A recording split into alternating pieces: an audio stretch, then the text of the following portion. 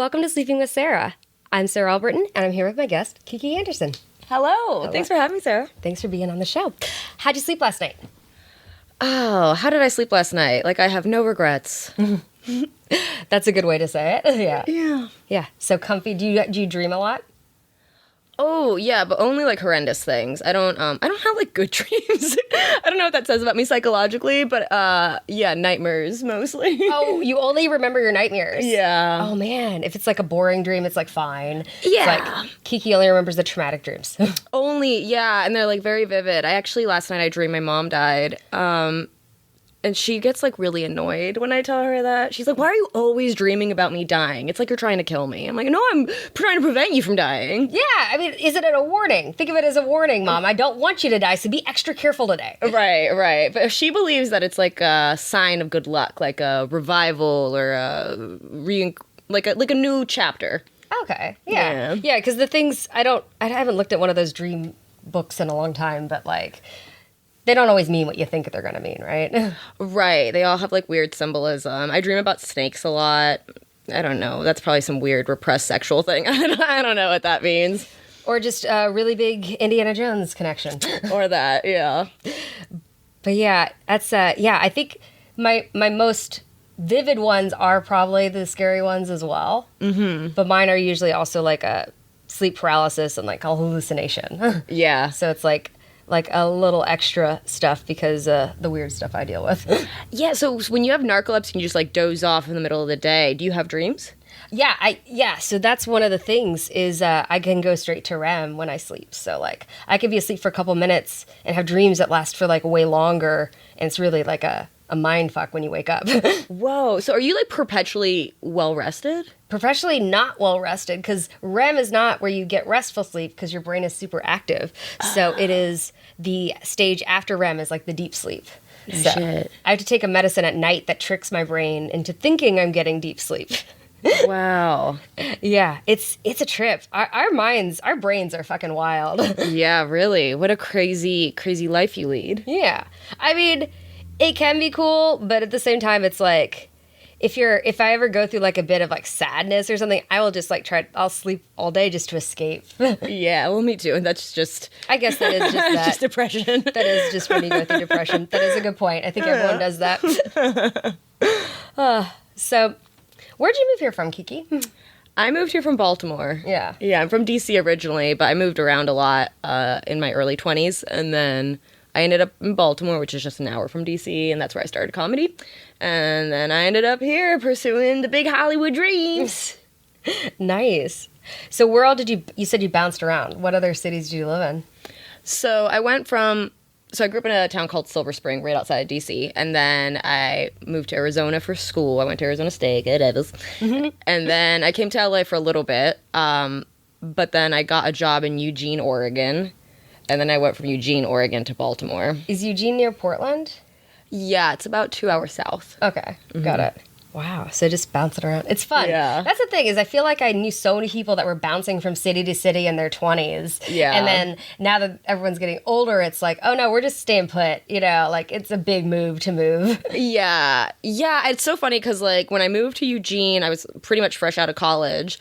And I feel like everybody was moving to New York or LA. Mm-hmm. But I moved to like Eugene, which is as suburban as it gets. But I would have never had that experience if that job didn't put me there. I got to experience a part of the country that was very foreign to me. I didn't know anything about Oregon. Like on the East Coast, we don't talk about Oregon. It's just a place where it rains. Yeah, it's just like, it doesn't matter to you, you know? Yeah. I feel like East Coast is very East Coast. You know, DC Totally. is all politics. Like, is that why you're like, I'm getting away from this? I'm going to Arizona.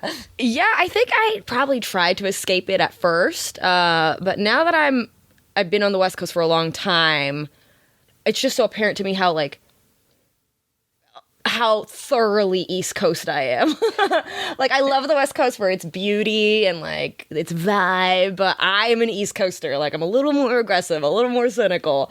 Yeah. And that is interesting when you're talking to West Coasters, because they all have, like, that thing, like, people say, like, toxic positivity, where, no, everything's fine all the time. Like, it's not fine, it's fucking raining, let's commiserate, you know? Yeah. It's different. Like, I grew up in Kentucky where there's that, like, southern kind of, like Southern kind of passive aggressiveness a lot too. And then Chicago, which was Midwest, which was also that. So here it's different because I feel like have a lot more people I know that are from the East Coast that are like that. Like my partner's like that. He's much more direct, and I've gotten to handle that a lot better. But it's weird when you're up from these other places where people don't say what they mean. Right. And you gotta like translate it. Yeah, I think it's because we have like kind of brash cultures on the East Coast. Like I'm Jewish and Latina, you know, and then there's a little bit Italian in there too. And that's a lot of East Coasters, you know. They're all loud, they're all direct, they all like will tell you exactly Latinos always take the one trait you hate about yourself and make it your nickname. So, you know, if you're overweight, you're gordita, you know. Yeah, it's it's interesting because I've also came from a very loud family. My dad's from Panama, so I'm Latina as well. I think we have that in common where we might not look it, but we are. Yeah. Where are your family from? Yeah, my mom's from Argentina. Okay, great. Yeah. Nice. So racially white, ethnically Latino, but you know, we all check the same box. Yeah, it is strange how that works though, you know, but I think like culturally like matters, like, you know. Yeah. You got yelled at in Spanish growing up, yeah, you're probably Latino. Yeah. Have you been to Argentina? Just one time. Yeah. Yeah. I've only been to Buenos Aires, which is gorgeous, but it's got kind of a European flair to it, which I think is maybe different than some South American countries, but I really want to go see the Patagonia. Yeah. Yeah. That looks cool. Yeah. I also like they have all the ice sheets too, right? Down there? Yeah, there's glaciers down there. Yeah. And, That looks beautiful. Yeah. So I like your pajamas too, that they match your hair. Thank you. These are pajamas that I acquired at a wedding. I was a bridesmaid, and they used to have feathers on them, and now I don't know where the feathers are. So, yeah, you've been at a lot of weddings, I feel like. Yeah, all my girlfriends in my like core friend group are like married, about to get married, having babies. Oh gosh, yeah, that's a lot. That's a lot of events to go to. Yeah. It's been an expensive couple of years, but very fun, worth it. It's like you understand like what was it, 27 Dresses movie? Like that thing? Like yes, I've definitely got lots of dresses in the last few years that are just sitting in my closet, but like I like them. I'm like, I'll find something to wear them to, but I'm a comedian. When the fuck am I ever gonna wear the wedding from this is from? It was like a very like disco glamorous theme, so the dress was kind of like this material and also had feathers on the end of it, and it's this really dope dress, but I'm like, I'm gonna wear this on stage at fucking like Fourth Wall or whatever. Like, well, but that is cool that at least they're getting dresses that you would wear again, that you enjoy wearing. Yeah, because I feel like for a long time the like trend was like people putting them in ugly dresses that they'll never wear again. Yeah, I think that's what you do when you hate your friends. There. Yeah. Southern weddings then, yes. Yeah. Everyone subtly hates each other. Yeah. No. But that's cool though. Yeah, weddings, it just seems like so much. You gonna get married? Well, I have a little bit of commitment phobia. So I love my partner. We're living together. We've lived together a year and a half. I feel great with that. You know, I feel pretty happy right now as it is, you know? Okay. No rush. Love that. It's very LA of you. Well, it's just, I think he knows that we would have to have like multiple conversations about it. Because like we walked to the movies from our place. We walked to the AMC and we passed by like a dress shop, and I like get anxiety just walking by that. So it's like we would have to have a conversation. It wouldn't just be like a surprise thing. I think. What do you think your anxiety is about? Is it just like staying with one person forever? I think it's partly that, but also it's like when you're in the Midwest, there is this vibe of, hey, yeah, you're out there, you're doing comedy, but eventually you're going to move to the suburbs and get married and have 2.5 kids and all that. Like, there is this, like, overhanging thing of, oh, yeah, you're in Chicago to have fun, but then you're going to move back to the burbs and, like, settle down. And, like, that's an expectation for everybody, which was why it was such a relief to move to L.A. And it's like, no, you're still single. That's great. You know, that's fine. And so it's just a different thing with that. And my parents actually, like,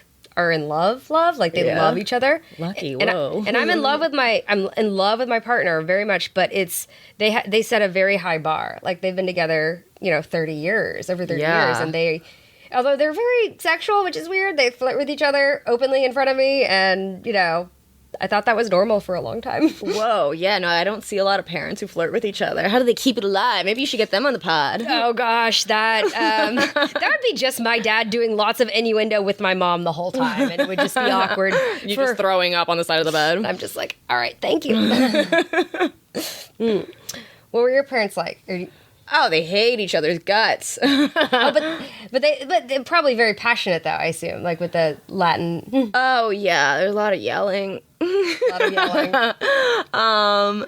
No, both of my parents love so hard. They are the most loving people. I was very lucky in that sense, but also just so, especially my mom, so mercurial. You know, you don't know which mood you're gonna get today, and keeps you on your toes. Yeah. It's like rolling a Dungeons and Dragons dice, just like see where you're at today. Yeah. But that's a generational thing too. I feel like parents didn't have the conversations we have now about like mental health and like diet, and so we're so attuned to our feelings, and we can point out like, oh, I'm having anxiety, oh, I'm having depression, you know, and our parents are just like gritting their teeth and bearing it, you know. You're like, and then when they say something, they're like, well, you're kind of gaslighting me right now, and they don't react well to that. Yeah, you and your psychobabble bullshit. Yeah, I am glad that our generation at least was like, yeah, therapy sounds good, let's do it. Yeah. I feel like that felt like an LA thing, but I think it's just a generational thing, like the therapy and all that here. Yeah, I think we're now having a conversation about like having too much therapy. Yeah. Which I know so many of those people. I'm like, oh, you have all the right terms in your vocabulary, but you're still like a bad person. Like, you're still not like a self-actualized person. You know, you haven't actually done the work. You just added a bunch of terms you can throw at people. Yeah. And I don't know how many therapists are out there actually like correcting people. I think therapists are probably like lawyers in this town. Like, there's a dime a dozen. And they might just be listening and not really giving anything helpful. Yeah, and you only tell your therapist your side of the story, so they might just validate that instead of like questioning. What if you could get like, hey, I want a therapist that is actually questioning me, that is making me feel, you know, like... Yeah, I think your therapist should have to go like survey a few people in your life.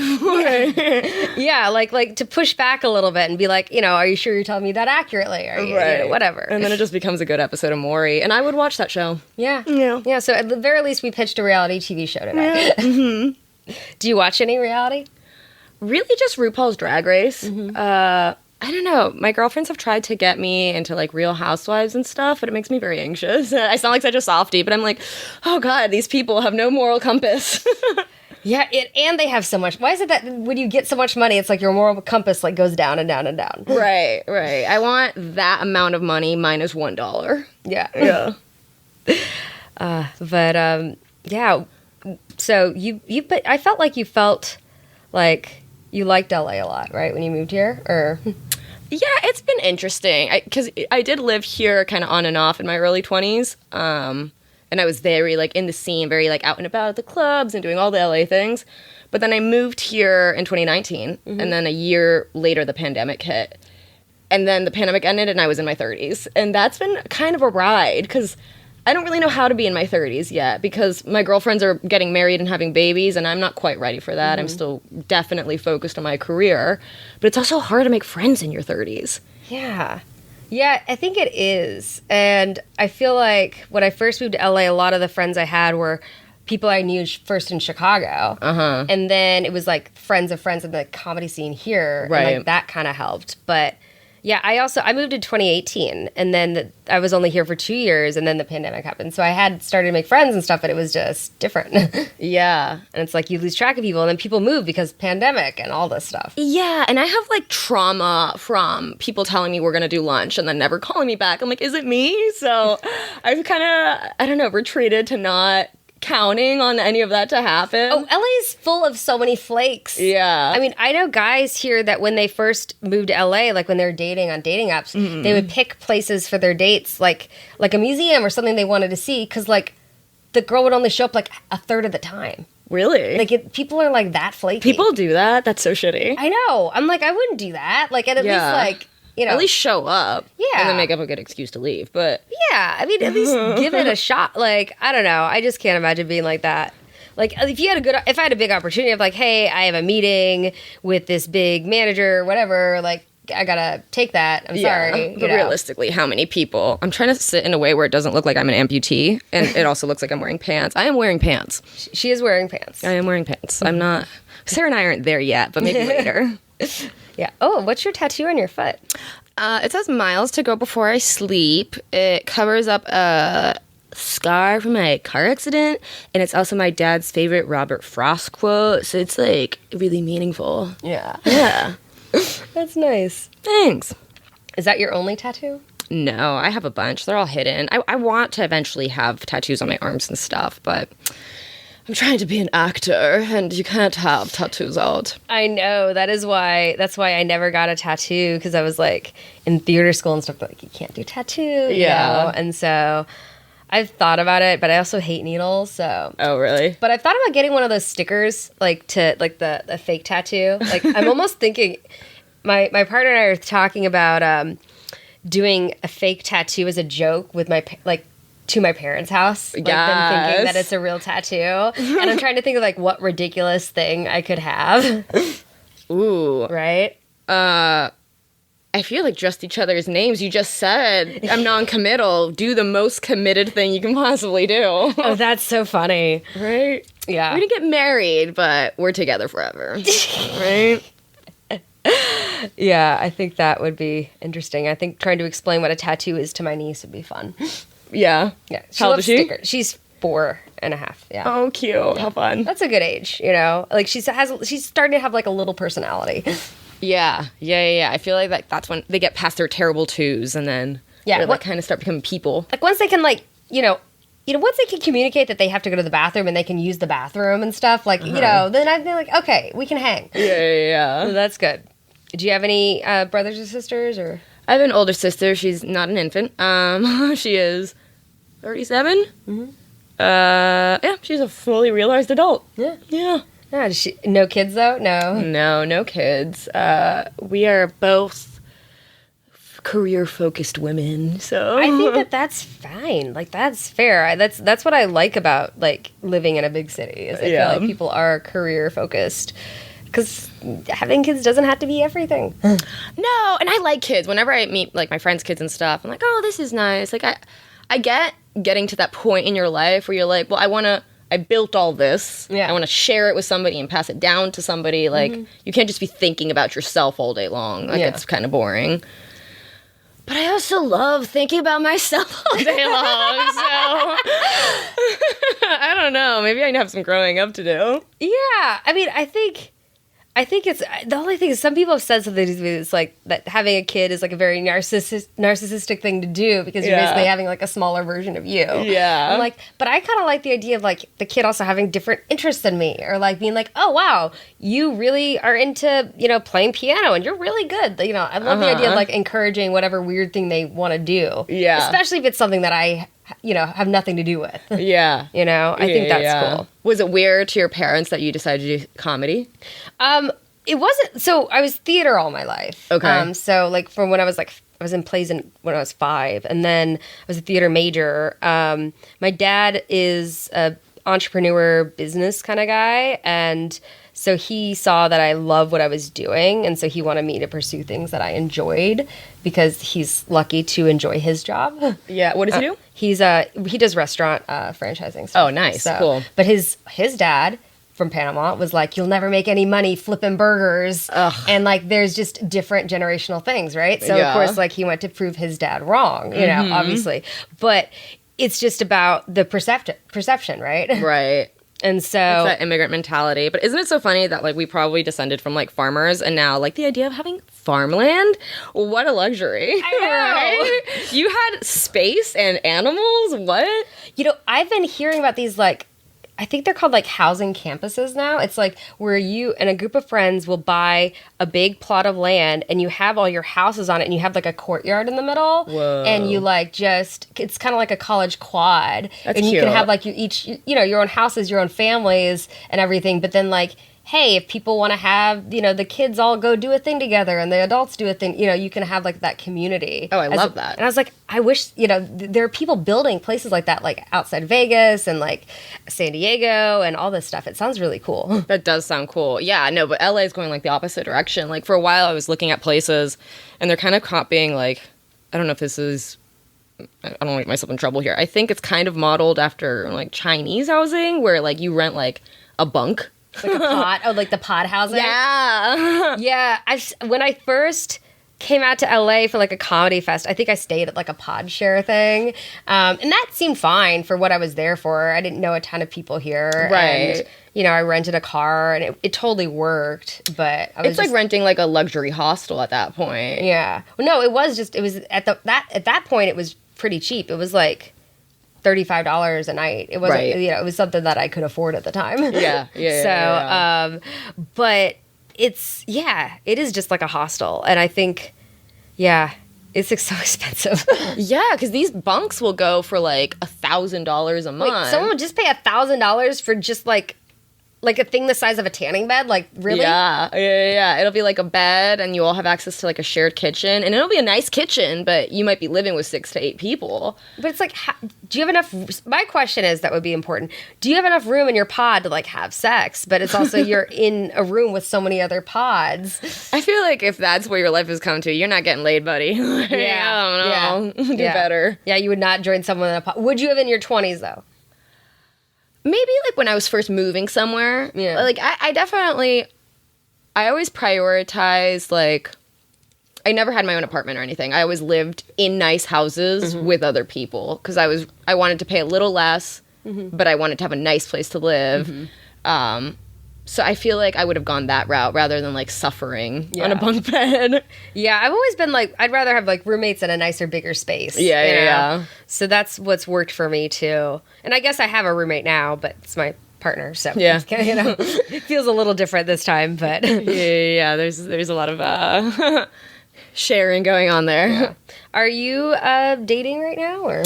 I do, or I am. I have a boyfriend that we've been dating about 6 months. Oh, that's great. He's great. Love him. He's so normal and stable and healthy. Opposite of all the comedians. Yeah. Don't go down that rabbit hole. Anybody who's listening, don't ever date comedians, or don't ever date male comedians. Women comedians are fine. Yeah, I think that there's just a little different level of like the ego thing, Yeah. And I think when you have two people that do the same thing, if they're competing, then that, some people make it work, like Natasha Leggero and Motion Work, they work really well. I love their pod. Yeah, and some of them really work, but the very few and far between. Most of the time, they crash and burn at some point. Yeah, I don't regret very many of my relationships. My relationships with men, except the ones that have been with comedians. Those have been all bad. Yeah. Yeah. Oh, well, that's too bad. Yeah. I think it's hard because if one of you gets more successful and one of you started like later, then there's like a weird thing that happens, or someone's too jaded and they don't get why you're booking more, and you're like, well, which one is out more, Right. And it's also just like a basic level of human decency that is missing from those relationships. Like I remember I was dating a comedian for a while, and I went back to visit my girlfriends who were all married or engaged or whatever. And one of their fiancés or husbands got out of the car to help me with my luggage. And I was like, oh my God, I forgot this is a thing people do. I know. Like the bar was just so low. Right. The bar is so low. When I started dating my partner, it was during COVID. So we didn't traditionally like go out on a date for a while because it was COVID. So fair. But like when we started, I was like, oh wow, like you're taking me to like a nice place. And, right. Like, spending money on me. Like, it's not like I'm that kind of girl that I'm like, oh, show me your money, Yeah. But like, come on, like, treat me a little bit. Make me feel like you want to be here. I don't know. Yeah. And it's also nice when it's like, oh, even if it's like they're making you dinner, like, oh, I appreciate the effort, And it's, I think comedians just, the bar is really low. And if you ever date a comedian, you have to keep the bar, like, you could like walk over. My little niece could walk over that bar. Like, right. That's how low it's so bad. They've all been raised under bridges. I don't know what's going on. Well, I mean, that's why they're comedians, right? They're talking about all their... Right. I kind of hate that too, though. I hate that, like, to be a comedian, you have to just been have like raised in a fucking like beatings and like why can't like everybody just be funny, you know, anybody from any walk of life, and like have an interesting perspective on a topic, you know, like why do you have to be the worst person? I don't think you have to be the worst person, but I feel like just that seems to be more more maybe. But when did you start comedy in Baltimore? Did you see something in Baltimore that made you think, oh, I want to do comedy? Well, I've always wanted to do comedy. Growing up, I loved late night. I like wanted to be Jon Stewart. That was the goal. But now that's not really the goal anymore. I don't know who watches late night anymore. I don't even. I know. I mean, I really hope that After Midnight does well. Oh, that's a new Taylor Tomlinson one. Yeah, that's great. Yeah, I really hope that goes well, you know, because she'll be the only female late night anymore, because Samantha Bee was canceled, and Lily Singh, I think, is done. It's just, it's complicated, because the thing is that the younger people aren't watching TV at all. They just watch YouTube. And so what do you do? Yeah, and I think it'd be hard to have a late night show on streaming, because it's not like anybody's tuning in Monday at 8 o'clock, you know? It's like you watch it when you want to watch it, and then by then maybe it's passé. Yeah, I think that's the hard thing they're trying to like nail down. Yeah. And with the strikes are thankfully over, though. So yeah, well, hopefully still got to vote. Yeah. Are you voting, or? I did vote. I'm gonna keep that one to myself because it's controversial. Ooh, okay. Yeah. No worries. I wouldn't ask what you voted, but the hard-hitting questions. But did you do a lot of striking then? Were you out on the picket lines? Yes, I was. You know, I'm not like a working actor the way I want to be yet, but I think everybody in this town has been impacted by the strike. Oh, yeah. So much has happened. And, like, so many people, they just need to make their bread the way they need to. They just need to make money, you know? Yeah, even if you work in production or you work behind the scenes in any kind of capacity, we've all been impacted. So we got to get fucking back to work. Yeah. It's, you know, it's tough. It takes a while to get to the point you want to get. Yeah. Or I guess sometimes people just get lucky, or their parents were famous, and so they get whatever. Yeah, I win the sperm lottery. I know. But I don't know. I think I would just, as a rebellious thing, I wouldn't want to do the same thing my parents did. I think that's just a thing. You don't want to work in the restaurant biz? No, actually, when I got a restaurant job, I adamantly was like, I'm not going to work for you, Dad. I'm going to get my job on my own and work for this other, you know, place. And that's what I did. I worked at like a Qdoba my senior year of high school. You know? The highest form of dining. Yeah, exactly. Like culinary arts. You know, it's fine. I think I just wanted to do something. My personality is I want to do something on my own and not rely on other people. Yeah. But to be fair, like, if I had any level of nepotism in LA, I probably would use it. So I don't blame people that actually use it. Right. You'd be an idiot not to. I don't know. I read an interview with somebody who was accused of being a Nepo baby. I forget who it was now. But they were like, all people want you to do is address it. Just, like, acknowledge that you are a Nepo baby. And then people will be like, fine, yeah, I get it. But there's so many people that are, like, in denial of being a Nepo baby. It's like, no, I worked for this. I'm like, shut the fuck up. Like, who are you fooling? Yeah. And, you know, I think that happens, but I think people also have to put in the work. You know, if they can get opportunities, but if they aren't good at what they do, then they're not going to keep getting those opportunities. Right. Yeah. So I think that there's a different level, but they also might have access to things like really great acting coaches or things like that. Yeah. Yeah. I think also, like, when your parents are famous and everybody around you is kind of fabulous, like, I think your brain probably develops faster. Like, you're just so stimulated as a child and everyone's probably fawning over you that you just have you're on a different wavelength. Yeah, or if you, like, you know, if you're brought up by, like, people that write comedy, like, you're hearing jokes all the time, so you're hearing that and knowing what that is. Like, you know, it's not like my parents introduced me to stand-up, you know? No, my parents didn't. I mean, my mom's foreign and my dad's never really been into comedy, so yeah, I found late night on my own volition. I was like, oh, this is what I want to do. I don't understand what an improv class is, but I want to do this. I want to make people laugh. Yeah, and it's just a different thing. And now it's weird because on the internet, people can just do anything. Yeah. And find anything, which I would be very overwhelmed with if I was a kid now. Yeah, I feel like everything is you have so much information, there's so much bad news thrown at you, and also, like, impossible beauty standards.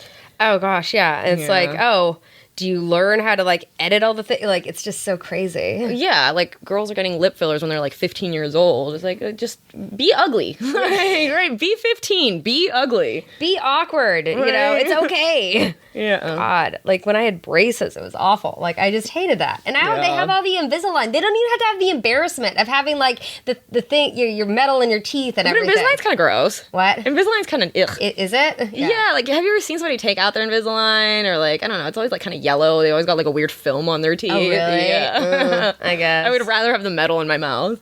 Fair. Yeah. And so you said that you were traditionally pretty single for a long time. So did you have to change a bunch of your jokes? Now you do more relationshipy jokes? I don't really have any relationshipy jokes yet. I was actually just talking to somebody about this. Like, we're still kind of in the honeymoon stage where everything's perfect. We haven't fought about anything. Oh. So I kind of keep praying. Like, he's the best partner I've ever been with. Like, just the nicest guy. But I'm like, can you be a little more toxic? Like, just can you be a little mean? Just be a little. Well, that's funny. You know, that's something that you could talk about on stage. Like the wondering what the first fight is going to be like. Yeah. I think the only time we've actually even like had some sort of disagreement was about him being too nice. I'm like, you don't have to be like this nice. Like, it's fine. I think that's what you wait for too. It's like when you're in like a healthy thing and you communicate well, you're like, is the shoe gonna drop? Is there something else? You know, right, it's like constantly. Right. But yeah, that's awesome. I'm glad that you're like, you know. Yeah, it's good. You know, I feel like when you're in a relationship, you kind of don't have to worry about a lot of shit, you know? Like, you're not worried about, like, how people are perceiving you as much. You're not worried about, like, your relation, especially we work in a male-dominated field. Yeah. I don't have to, like, think about, oh, well, me and this person, like, flirting? Or, like, are they flirting with me? Or, like, because I'm not even looking at them that way anymore. I'm like, no, I am with this person, you know? So you can kind of just focus on your work. And you also don't have to have an excuse. You don't have to make up a boyfriend because you have one. Right. And then they will leave you alone. Yeah. Although I have noticed since I put him, we went IG official, I have noticed that some people don't book me anymore, so. Yeah, that happens too, which is not cool. That not is good for the ego. No. That is, that sucks. Yeah. But, and then he is not a comic. He does something else completely. He works a nonprofit. A nonprofit and a comedian. We're never going to own land. But that is cool. And so you haven't done any jokes about him yet? No. Not yet. The only joke that I have right now is kind of my opener. It's like, I dyed my hair pink and I have a Subaru, so my boyfriend wants to know if I still like men. Yeah. Because Subarus are associated with lesbians. Yeah. I didn't know that. I didn't know that when I was buying a Subaru. That's interesting. Yeah. I didn't know that either. Yeah, that's weird. But no, but like, I think for me, whenever I started dating somebody new, I always like gave them a heads up. Like, I'm a comedian. You're in my life. I'm probably going to write a joke about you. And like gave them the heads up so that they know. Yeah. Well, I was lucky because my boyfriend's name is Will. He lived with Audrey Stewart. They shared a bathroom. Audrey Stewart of Jam and the Van fame. Yeah. Yeah, they were roommates. So he kind of knew like how to be on a date with a comedian and kind of clued into what is comedy and what's the grind. So. Oh, good. Yeah. So he already like knew some of that. So he didn't have to. Oh, that's good. You don't have to like, teach him anything. Like, but it's also like, I don't know. Sometimes on dates I would hide the fact that I'm a comedian because people will try to like do jokes or like one up your jokes or whatever, or it's a turnoff to men. Like, well, because and I said this on another episode, but it's like guys that say they want someone with a sense of humor, they really just want somebody that like laughs at their jokes. Right. Yeah, I've been in those situations so many times. Yeah. And do you do roast battle a lot too? Yeah. So you found like you really love roasting, and that's just been a niche that you enjoy. Yeah, I love roast battle. It's such a fun show, and it's such a fun exercise. I have been kind of taking a break from it because I just need to focus on my stand-up right now. But I think for anybody that's like starting out or like trying to find a new way to do comedy, it gives you a deadline and it gives you a topic. And there's so much roast battle now. Like there's so many leagues and people doing it, that you really have to start thinking outside the box. Because every joke in the book has been done. So it forces you to think about comedy in a new way. Especially if you're battling someone that's been battled against like 20 times. Right. Like how do you watch the old battles to see what other people did? Or do you intentionally not watch it? I will usually, if it's somebody I don't really know that well, I will watch their battles. Yeah. Because sometimes I don't know anything about them and I kind of need to learn. Like, oh, this person has this disability. I'm not going to go copy the joke that's been done about them, but now that's something I can. Yeah. That's going to get me canceled. Somebody has a disability, so I wrote a joke about it. Hey, that's what roast battle is. By the way, I expect if I did a roast battle again, I expect somebody would do a joke about the narcolepsy. Come on, like that. Someone's gonna do a joke about it. But that's fine. Yeah, I have scoliosis. Most people don't know that unless you've seen a roast battle. So people make jokes about that. Yeah. And it's, but the roast is done out of love, and people have to understand that. Like, it is supposed to be, like, some level of offensive. Yeah, it's the great equalizer. Everybody's fair game, and, like, you know, it's like a boxing ring. I wouldn't talk that way outside of the ring, but we've all agreed that these are the terms, so. Fair. I think that's fair. And I think it is really fun. What's your record? I have no fucking clue. I've done a lot. Yeah. Definitely a lot of losses in there, but a lot of wins, too, so. Yeah. That's fun. I've done it just a couple times, but I had fun with it. I enjoy it, but I think I like stand up more. You know? Yeah, I do too. At the end of the day, because I want to say what I want to say, and I think stand up has a wider audience. Like a very specific kind of person likes roast battle. Yeah, I am that person, but yeah, I at the end of the day want to tell my story and my point of view. So, have you ever had somebody that wanted you to roast them like in life, in person, like right then and there, from seeing?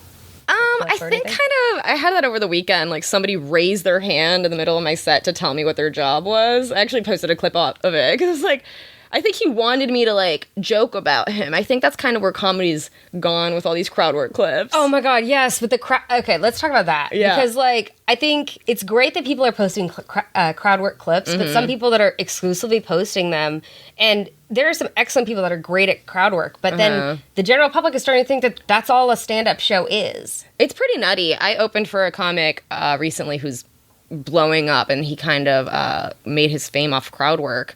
And it was interesting because he would open his show by saying, I don't know why I'm avoiding saying his name. It's not like I'm talking shit. Nate Jackson. Like, he does a lot of crowd work. And he would open his show by saying, do you guys want crowd work or do you want material? And they would shout crowd work because I think a lot of people don't really know stand-up who like crowd work clips, you know? Oh, because the algorithm's just feeding them the things that they want to see and the things that they like. I think the algorithm needs to, like, shake it up and be like, you got to have at least, like, you know, like a fifth of the things is something that you wouldn't expect them to like. Like, you got to throw in some things. It can't just be everything they like, because then we're just going to be all these echo chambers that people aren't going to... Yeah, it's so crazy how the internet works now. It's like, I don't know, back when media was driven by a few people, there's obviously a lot of problems with that, but they would tell you what's cool, and you would find things that you didn't think were cool, but then now you do. But now, you're on an echo chamber. It's just like, I like this one thing, and this is all I'm going to consume, and I'm never going to be, like, interested in any other ideas other than the ones I'm already latched onto. Yeah, and I think that that's not good for the world or anybody. Like, you need to have at least some... you know, open-mindedness, or at least some randomness, you know? At least throw, like, make a fifth of the things that they get thrown at, like, completely random. Yeah, my TikTok feed is such garbage. Like, I must have at some point clicked on one video of, like, a girl who's, like, kind of witchy and, like, LARPing as a witch in the forest and, like, dancing with, like, kind of spiritual clothing. Now my whole fucking TikTok feed is witches. I don't give a shit about witches. I want to watch funny content, but, like, TikTok thinks that's what I want, and I can't escape it. Well, at one point, I think I was looking at, like, women doing, like, a dance or something. It's probably, like, a friend of mine, but, like, you know, very attractive friend. And then I just kept getting, like, girls that, like, very voluptuous, like, sexy women, which I don't mind on my feed. But at the same time, it's like, I don't want my whole feed to be that. Yeah, and, like, a lot of times, especially on TikTok, they're, like, 15. You're like, what is this? Yeah. Yeah, and you're like, no, that's too young. Right, why does this have 2 million likes? There's something wrong with that. And I wonder, I wish I knew, like, what changes it. And now I think it's just all so automated that we don't even know, the people running it don't even know. Yeah. Yeah, and I don't know, my TikTok doesn't have, like, a For You page. Like, it's not like Instagram where there's, like, a Discover section. So, you can't, there's nothing I can do. I'm stuck in this whirlwind of witches. I guess maybe you should just get, like, a candle and, you know, do a thing with crystals and just be like, all right, let's change the feed. Yeah, right? Maybe I just have to become one. This is TikTok telling me this is how you will blow up on TikTok. Yeah, I bet some of them do, like, claim, hey, you want to get 1 million followers? You know, buy this crystal, get this candle, and say these words. That's how I did it. Yeah. Now, I don't know, try to knock manifestation. I do believe in manifestation, but I also believe in you have to also do the work. It's like, you can't just, you know, say something and make it happen. You have to do the work. Yeah, no, I'm a very spiritual person, which is probably why I stumbled upon this video. Yeah. And I'm, like, super into, like, call it crystals, call it religion, call it meditation, whatever the hell you want. At the end of the day, you're just meditating on what you want. Yeah. And that's important. Meditation is good for you. But yeah, you gotta fucking... You can't be fucking posting videos of you LARPing as a witch and hoping you'll become the most famous comic on earth. Yeah, that would be... Yeah, that's... That'd be interesting, though. Yeah. Have you ever been to, like, a Renfair or anything like that? Yeah, that was kind of a family tradition growing up in Maryland, because the Maryland Renaissance Festival is dope. Oh, really? Yeah, it's really cool. And there used to be this performer there named Johnny Fox, who's passed away now, but he was a sword swallower. And he was so funny. He did the same... My family started going to the Renaissance Festival before I was born. I'm 31, so probably almost 40 years. Oh, wow. And he did the same act every year, word for word. We had it memorized. The whole audience did. People would come specifically to see him. But it never aged. Like, it was always funny. And it was funny because you knew it was coming next. And I think that was, like, one of my first exposures to comedy was this guy. That swallowed swords? Yeah. So when you were like 4 or 5, were you just thinking that all comedians swallowed swords? Is that what you thought? You're like, hey, Mom, can I start swallowing a sword? When can I do that? Yeah, my mom was like, stop swallowing, please. Well, at least you know, yeah. But yeah, that's awesome. But still, word for word, never changed his act? Yeah, I think one year he diverted a little bit because, like, his mentor died. Oh. So he would take time to, like, talk about his mentor. But that was the only change. I mean, he would do this bit. I'm not going to do it right, and it's not going to translate well. But he had this cup that every time he would, like, tell a joke, he'd pour water out of it, and it would never run out of water somehow. And he would just say, oh, this is water from the Ganges River, water from India. And the crowd would go wild, and it was hilarious. Because, like, where's the water coming from? But every year, for 30 years or whatever. Yeah, that's crazy. Yeah. That's awesome. I love Ren Fairs, but I didn't go to one till I was living in Chicago. We went to the Wisconsin Renaissance Fair. Oh, that nice. one's a really big one, too. Really? Okay, cool. It's a massive one. And I took mushrooms, and it was a blast. Oh, yeah, I bet. Yeah. My favorite part, there was like this... The problem was that at some point I was a little confused is because it was a LARP day. Uh-huh. So there were some people like really believing they're kings or queens, and I was walking up to them and having conversations like, you're not allowed to look at her, you know? And... but my favorite part is the little petting zoo where you could like literally pet like a bunny. Oh, yeah. Probably wanted to stay Medieval there too bunny. long. Mm-hmm. Especially on shrooms. Yeah. Yes. Oh my God, this is the best day ever. It is fun. I want to do that. I want to go back. I want to go to the LA one whenever that is in the spring and do that again. That'd be fun. Yeah, it's super fun. There's definitely people that are like way too into it. You're like, you're a little too horny for this princess dress. I don't know. Yeah. So did your family dress up or no? We did when I was little, for sure. We would rent the dresses and we'd get the face paint and the flower crowns. But now it's like, I don't want to be that person, you know? I'm just here to enjoy it, I could just enjoy it, have fun. Yeah. But yeah, I think that's fun. I don't know. I think it's fun to like go and do something that takes you out of your world for a little bit. Yeah. What would be a good, like, other fair that takes you back to a specific time? Ooh. Well, yeah, so there's Renaissance. I mean, like, would you want to go back to like the ancient Greece or like ancient Egypt or like all of these like ancient like the Nordic countries, like Norse mythology, that sort of stuff. Oh, Vikings, yeah. Vikings. Just rape and pillage a town. Yeah, that'd be kind of dark. You could also, but if you did it with like Nerf balls or Nerf swords or something, like that could be fun. But yeah. I have definitely some Scandinavian ancestors, and I just reduced their whole culture to raping and pillaging. Yeah. I'm gonna be cursed. But there might be like something with the popularity of like Bridgerton or something like that era. But then that's also a lot more costly. That's like corsets and like uncomfortable wear and a lot of dinner parties. And honestly, I just feel like women in all of these eras just don't ever get a break. And it's right. Like as long as they change like the gender rules, maybe we can deal with some of that. But yeah, we just all dress as men. I wonder if eventually they do like the 60s or 70s and make that like a thing. And everyone's just on acid wearing tie-dye. Yeah, I love that. And like doing like a That's just Coachella's era. Yeah, that is. Have you been? I have been. Coachella's so fun. People hate on it. Whatever. It's so fun.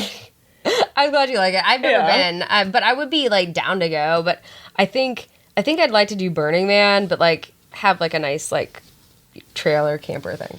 Like, glamping. I need my things now. Yeah, no, I'm past the like camping at festivals thing. I mean, you have to at Burning Man, but so I would want to go with people that have it down to a science, that like have the fucking trailer or whatever, like really know what they're doing, because I don't think I can rough it that way for 7 days anymore. Yeah, that would be hard. Yeah, my girlfriends and I went to a festival called Pemberton, which is now defunct, but it was so like sandy and windy and dirty. Like by the end of the weekend, we were literally coughing up dust. And there was wildfires going. It was in Canada, so there was wildfires going on nearby. So it's just like smoke, dust. Wow. Like it wasn't a very well set up festival. It was only their first or second year doing it, so we really roughed it. We had a dope time. The lineup was great. Like Kendrick Lamar was there. Like Macy Gray. It was so cool. But I realized like I'm a little too old to be roughing it this hard. Yeah, I think. Yeah, at a certain point, it's like, all right, stop sleeping on couches. You know? Yeah. Well, also, like I can sleep anywhere, so I don't mind sleeping. Right. But, yeah, when you're blacked out drunk, you can sleep anywhere, but I don't drink like that anymore. No, and it's like I rarely drink because the medicine I take at night I can't mix with alcohol. So, wow. So it's like I have a cutoff time. But the nights I do drink, I still like always do a hangover drink because that always like helps. Mm-hmm. But I used to, in Chicago, God, I would drink all the time. I would drink a lot more. And then I just go to work, and be at work, at 5 minutes late, but 9:05. I'm like, how did I do that? Oh, yeah. And you're like a functional drunk, too. You're still kind of spinning, but you can get everything done. Yeah. It's amazing what you can do in your 20s. I don't know. Yeah, the human body's incredible. And then you turn 31, which is what I am, and you start making involuntary noises, like when you're bending over, and you're like, oh, I slept on my arm wrong last night, and now it hurts all day. All right, I can't go to work today. Ow. Well, we are starting to wind down the podcast a little bit, so I always like to ask people, what are your dreams for the future? You can take that any way you like. Oh, dreams for the future. Own property. Own property.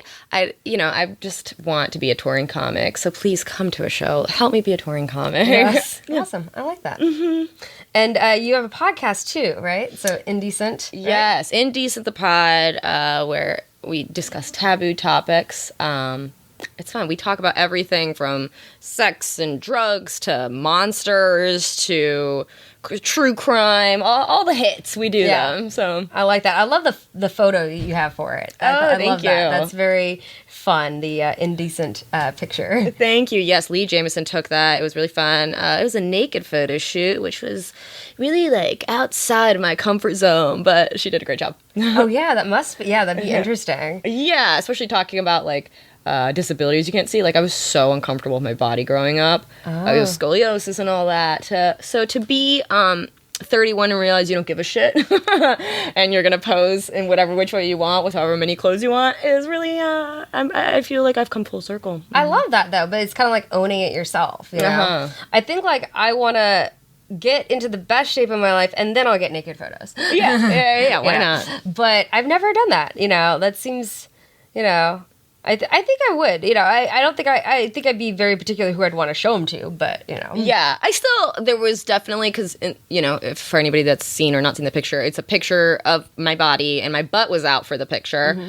I ended up covering up the butt with signage because I was still oh my god, my coworkers and my mother, and I'm everybody's gonna see this. Actually, my mother approved the photo, but my father is gonna see this, you know. So I still got a little nervous about it, but I still did it, and that's the point. But that's a brave thing to do, Thank you. And I always feel weird when people are like, "Oh, you're a stand-up comic. That's so brave." And I'm like, there are so many things I'm still afraid of. Yeah, come on. Stand-up comics are some of the scariest people. We're all dorks. Yeah. Is there anything weird that you're afraid of? I don't have any. Well, actually, yes, I do have some weird fears. I'm really scared of rogue waves. I dream about those a lot. Oh, really? Yeah, I'm terrified of open water. I'm just convinced that one day, for some reason, I'm going to find myself on a cruise ship and I'm going to be taken out by a rogue wave. I'm convinced. Oh, no. Yeah. Oh, gosh, that's scary. I feel I think I attribute some of my fears to a past life maybe. So if I don't like walking under any construction zones, or if there's a crane, I go around the street. I just don't like that. For some reason, it's an energy thing. It's I do not want to walk under it. So I wonder if in a past life maybe I got hit by something. Oh, yeah, you worked on the Tower of Babel or whatever. Who knows? Who knows? There's that. Yeah, that's my irrational fear. And my knees. I don't like people touching my knees. Oh. I just don't like, I don't know, maybe I dislocated a knee at some point. I don't know. That's just a weird thing. Those are my weird fears. I'm now admitted on my public podcast, so people that listen all the way to the end, now you know weird things about us. Just kidding. But anyways, we are winding down. So if you want to tell people where they can follow you and find you, make sure you get all the plugs in. Yeah, well, thanks for having me, Sarah. This was so fun, sleeping with Sarah. We done slept together. If you guys want to find me, it's Kiki Andersen, Andersen with an E, S-E-N, on Instagram. You can follow my podcast, Indecent Kiki. That's Indecent with Kiki Andersen. The Instagram is Indecent Kiki. And I've got some show dates coming up and a taping coming up in February, so just check me out on Instagram. Awesome. Yeah. Well, thanks so much for doing the podcast, and we always end by saying goodnight. So goodnight, everybody. Good night. Thanks for listening to Sleeping with Sarah, where I slept with Kiki Andersen. Kiki has an upcoming show on March 1st, a comedy taping at Petty Cash Studios, so be sure to check that out if you're in LA. Check out her podcast, Indecent with Kiki Andersen, and you can follow her on social at It's Kiki Andersen. That's KIKIANDERSEN on social media, and also check out KikiAndersen.com for upcoming show dates. If you like the podcast, please rate and review, share it with your friends, and follow Sleeping with Sarah on TikTok and Sleeping with Sarah Pod on Instagram and Threads. I want to give a big thank you to Patrick Sugar and Alex Garcia, my new producing partners, and Jam in the Van for letting us use the space. If you'd like to follow me, you can follow me at Sarah Albritton on Instagram and Twitter, and at Sarah Albritton Comedy on TikTok, or check out my website, sleepysarah.com. Until next time, good night. Sleeping with Sarah.